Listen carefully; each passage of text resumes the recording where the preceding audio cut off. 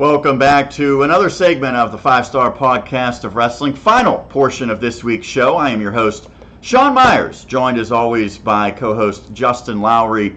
And Justin, we've gone through the Raw recap and the SmackDown summary, but for trending topics, I think it's the perfect time. We've just crossed the halfway point of 2018 to talk about the big matches of the year as well as the top superstar. So, of course, at the end of the year, you have the male superstar of the year, the female superstar of the year, the tag team of the year, and the match of the year. Well, I figured if we're at the halfway point, we might as well pick our winners of those through the first 6 months. So that's what we're going to discuss here on this edition of Trending Topics. I will first set the tone by saying this was difficult for both the women's and tag team. And I think difficult because there hasn't been a lot of standouts in either one. I really struggle with that. I think that there's plenty of candidates for male superstar of the year and about a half dozen for match of the year. But I really had a hard time, and I'll get to it momentarily when I say the picks. But female superstar of the year and tag team of the year, there just hasn't really been much consistency from January up until now with people being featured in prominent roles on a regular basis. It just, especially with tag teams, it's kind of hit or miss where you might go months at a time where tag teams are almost irrelevant. I agree. I told you earlier, for me the hardest one was picking a tag team because to me there was only two choices really, and we'll get into that. But other than that, I mean, you get a tag team that gets featured for a month or two, they drop off the face of the earth, and another one takes its place. So we will start with the big one. It is the male superstar of the year. And not a surprise, I think, what the pick will be. For me, it was Seth Rollins, a guy that has been terrific.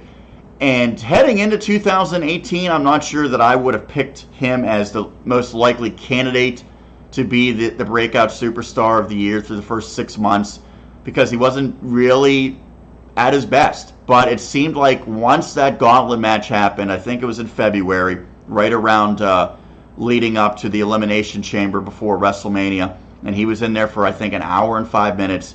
That changed everything. He just got a new jolt of momentum after that, and he's now back to the Seth Rollins that was delivering great matches every time when he was the heel WWE champion. Now he's playing a different role as the good guy here, but he's still delivering the same quality of matches where each and every time out, Seth Rollins is going to have a great match.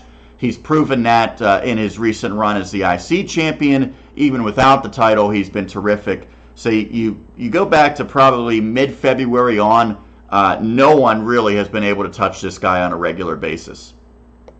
Well, I agree, because that's also my male pick for superstar of the year so far is Seth Rollins. I really don't have much to say after that because you pretty much summed it up. I mean, we both have the same pick here. He's been the top guy. He's been the most entertaining, in and out of the ring. He's been featured, every night, and I'm wondering if it took a while for that knee to finally get healed. Like, even though he came back, it took almost a full year for whatever, issues he had to get over, and he's at the top of his game right now.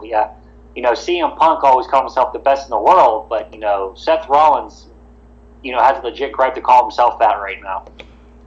Let me ask this. Who is number 2 for you? I think probably for me, AJ Styles, but I would say probably 3, if not potentially 4 of his matches of the 5 with Nakamura were below my expectations, and that's what sort of made sure that he did not become a serious threat to be number 1.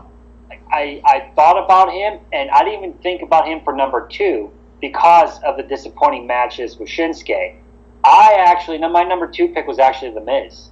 You know what? And that's a pretty solid pick, and I have a feeling his name's going to come up a little bit later on this show. But yeah, I think The Miz is certainly showing how good he is. When he had that title run the first time when he ultimately main evented WrestleMania, I thought even though he wasn't the big name, he deserved it because he was great at that time.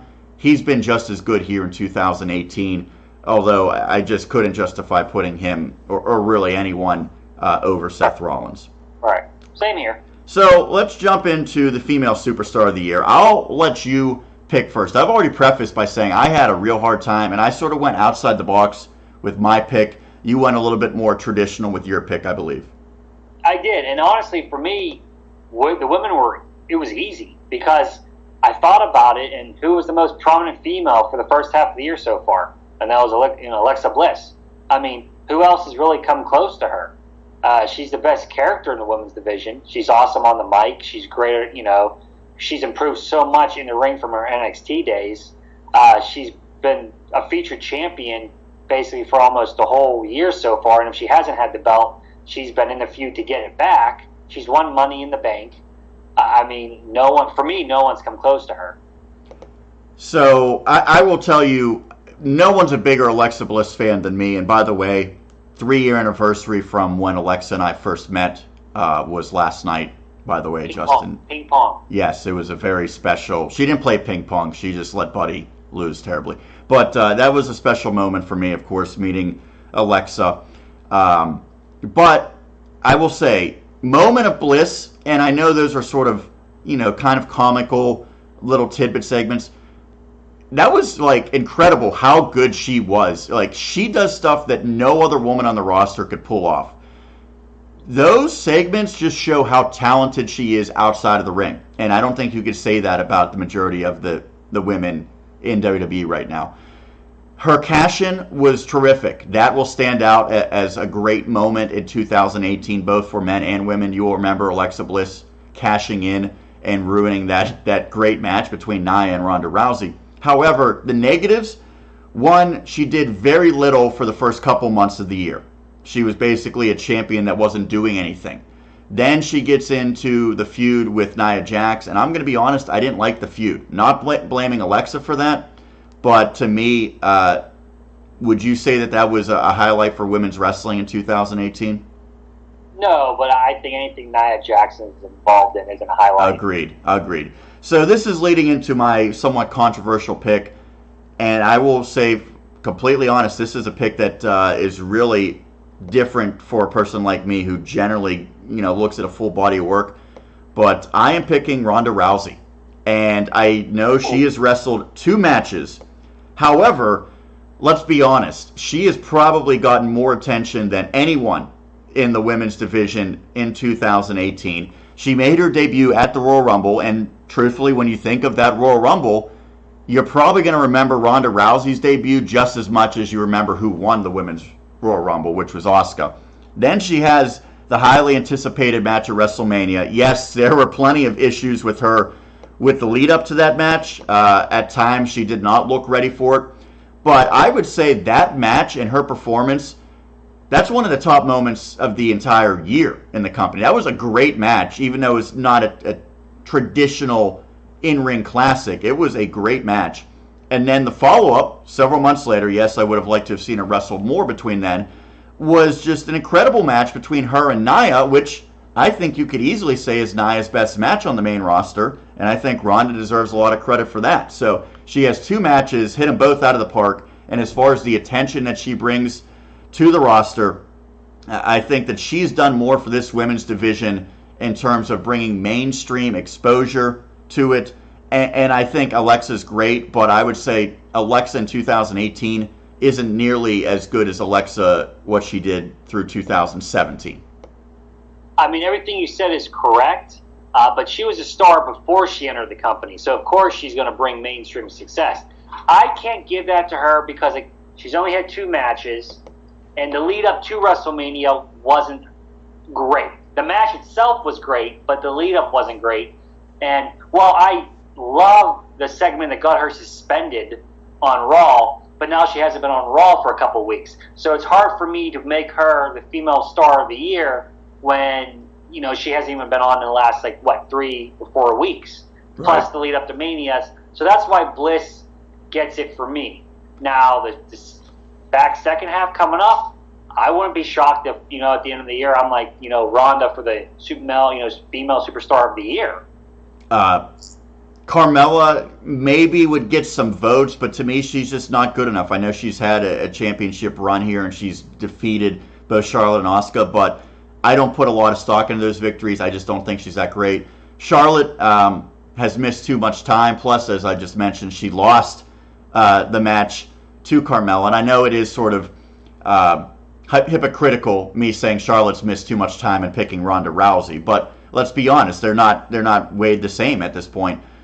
Other than that, I mean, Asuka, you can't give any serious consideration to because of what's happened with her recently. I don't think it's been particularly strong through the first 6 months for the women in WWE so far.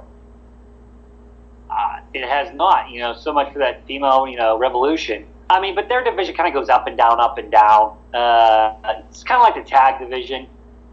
Sometimes I think the company loses focus a little bit on it, and then you see them for like one segment, then, a couple months later they'll get 2 or 3 segments on a show. It's just the ebb and flows of, WWE writing. Well, Justin, that's a good transition you made, speaking of the tag teams, because let's talk about our tag teams of the year. Again, this was not easy to sort of sift through the tag teams. When you look at Raw, you can't really make an argument for any of the teams on Raw. There's teams like the Revival and the Authors of Pain who over the past couple of weeks have been used in prominent roles but just haven't been featured enough. And then you look at the tag team title matchup coming between Bray Wyatt and Matt Hardy, a makeshift tag team that only got together about halfway through the first 6 months. Yes, they have been entertaining, but I'm not buying them as a legitimate tag team. At least not one that should be in contention for Tag Team of the Year. They're going against the B Team. There's teams like Fandango and Tyler Breeze. Just not a lot on Raw to speak of. So I had to look over on Tuesday nights, and I thought it came down to one of 3 teams, with the Usos, the Bludgeon Brothers being candidates, but ultimately my pick was the New Day. And this is more a team award for what all 3 of those guys have done in various roles, not just traditional 2-on-2 tag team. So I'm maybe bending my own rules here a little bit, but I think that the work they've done in singles matches, in traditional tag team, as well as 6-man tag, every single time they go out there, I think they put on great matches. And while the storylines have been up and down a little bit for them, I think that they've done plenty here in 2018, whether it be Xavier, Kofi, or Big E, or all of them together, to say that they've been the best tag team. The New Day is a very good choice. Earlier I said I basically just thought of 2 teams to choose from, and those 2 teams were the New Day and my pick, the Usos, which, I mean, you could really make an argument for either or. I think they're both up there. I mean, most of the time they feuded with one another, which, led to great matches. I just like the Usos ever since they changed their gimmick and they went to the heels, and now they're kind of like the cool heels in a way. And every time they get in the ring, they put on great matches. They're very athletic, and they're a true tag team. I mean, that's one of the reasons I went with them. I quickly thought of the Bar, but they haven't been on SmackDown in forever. So, while they might have had a good start of the year, they've been brushed aside. And other than that, I was like, there is nobody else to choose from. I mean, it's a very weak pool of tag teams. Bludgeon Brothers, I think they look very good in their squash matches, but I don't think you can say they've had a great match in 2018. That's why I couldn't really consider them for this. Yeah, they're too fresh right now. We got to see where they go. I was upset that they did not have the opportunity to have a great match at WrestleMania, because I thought that would have been the right spot for it. Yeah, I mean, maybe they'll get the opportunity at SummerSlam here coming up. Let's hope for that. Well, I will say, if nothing else, they're getting a prominent matchup coming against Kane and Daniel Bryan, and that'll probably be one of the biggest matches that takes place at Extreme Rules. They better win. They maybe will have an opportunity for match of the night at Extreme Rules on a card that looks a little iffy at this point. But talking about match of the night, let's take it a step further. Match of the year to this point, through 6 months. Spoiler alert, there's a common theme between our choices. We did not pick the same match, but we had a similar component in it. Justin, your pick for 2018 match of the year to this point. I went with Seth Rollins, which he is Superstar of the Year so far, so it kind of makes sense, and The Miz, who was my second pick. So, I mean, to me, it was kind of obvious with kind of what I was saying earlier about the two. I find those two the most entertaining, wrestlers so far of the year. And the match they had, took me by surprise. I mean, people don't really, I think, always look at The Miz as a great in-ring guy. And, every once in a while, see, Bailey agrees.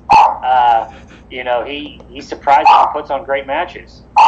Let me just kind of refresh the fans' memories here. That was the Backlash match in which The Miz, who was already on SmackDown, was challenging for the IC title with Rollins on Raw. So naturally, the mindset is, well, Rollins is going to keep the title. The great thing about that match is there was at least a couple instances where it legitimately seemed like, even if you knew that Rollins was going to win, that The Miz was somehow going to pull it off. And I think that means it's a great match when you can pretty much get the fans to at least momentarily believe something they know won't happen could happen. No, I agree. I mean, most of the time, I think me and you can watch a match and pretty much think like, oh, okay, this person's going to win. And if there is a layer of doubt eventually given into that match, then you know the two guys in the ring are doing their job.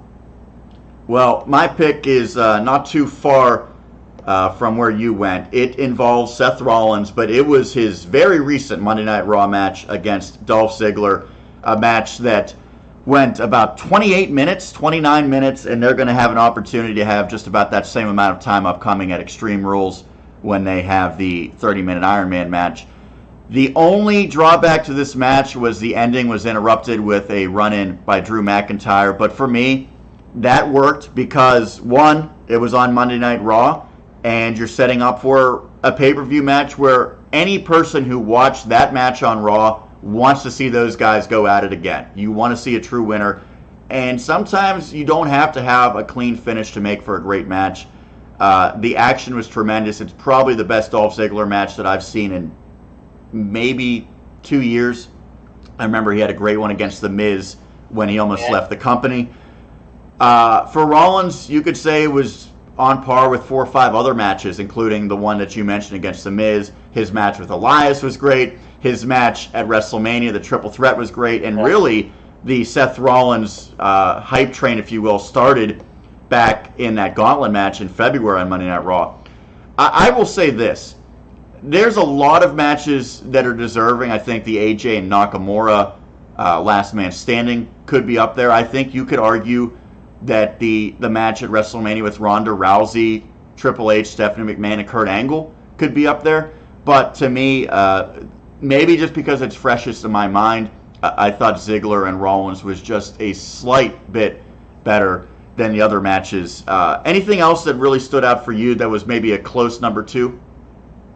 My second pick was going to be the Triple Threat match from Mania with The Miz, Finn, and Rollins. And we talked about this before, like the match you picked, great match. I couldn't put it up there because of the finish. I want my great matches to have a actual finish.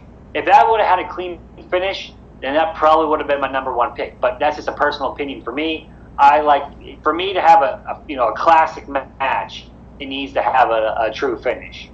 Now, if you've been watching, and I know you have, Justin, but for those out there, if you watch, you've probably picked up hints that I have fallen behind with both NXT and 205 Live, and I, for years, had watched NXT pretty much within a day or so every single week of when it came out.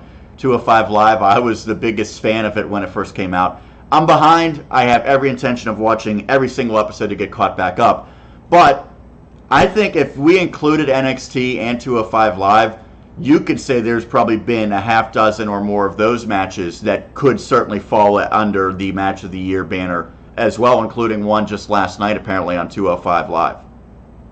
Yes, actually, as soon as we get done here, I plan on watching 205 Live from last night to check that match out. I've seen a couple clips online, and I'm actually looking forward to really watching that match. That being Mustafa Ali against Buddy Murphy. Yes. And I mean, NXT, I think pretty much any takeover, you could find a match that is a candidate for Match of the Year, almost. I mean, but we kept this, main roster. But I would probably choose something off of NXT if we were going the whole WWE company in general. Don't want to take too much time on this, but very quickly, people who watch NXT, people who watch 205 Live, you see the great in-ring action where it seems like the guys, more times than not, don't have the restrictions. They are kind of chains off. They could go out there and do whatever they want. Some of those guys on the main roster don't have great matches. Seth Rollins has had so many great matches, as did Daniel Bryan during his great run to the title back at WrestleMania 30.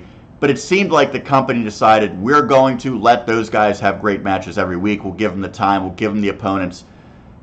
Is it a case of there could be twice or three times as many great matches in WWE if the attention was given and the opportunity was given to some of these great in-ring competitors? Oh, no, I agree. They just don't have that freedom, clearly, on the main roster. Every once in a while, you get that. But it seems like consistently at every takeover, the whole show, like I've mentioned this before, I love takeovers because I know I'm going to see some really great wrestling.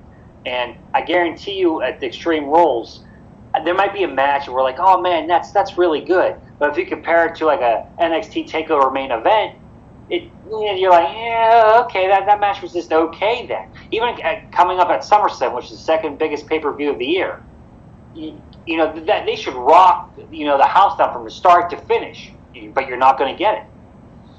Well, through 6 months, I think this was kind of fun, but it'll be very interesting to go back and revisit this about 6 months from now at the end of the year and see maybe if we have similar answers or if the landscape has completely changed in that regard. But that's going to do it for a very fun edition of this week's Trending Topics and overall for this week's installment of the 5-Star Podcast of Wrestling. Remember, you could check us out on YouTube, like the channel, or you could follow us on Twitter, 5-Star Pod Wrestle, as well as following each week. You could, Justin Lowery, let me put it up here one last time so I can get your Twitter follower count up, JLowery133, and of course you could check me out as well, SD Meyers1. A lot of good stuff that we have each and every week concerning the world of wrestling on Twitter. But that's going to do it for this week's edition. For my co-host Justin Lowery, Sean Meyers signing off. Thank you for tuning in once again to the 5-Star Podcast of Wrestling.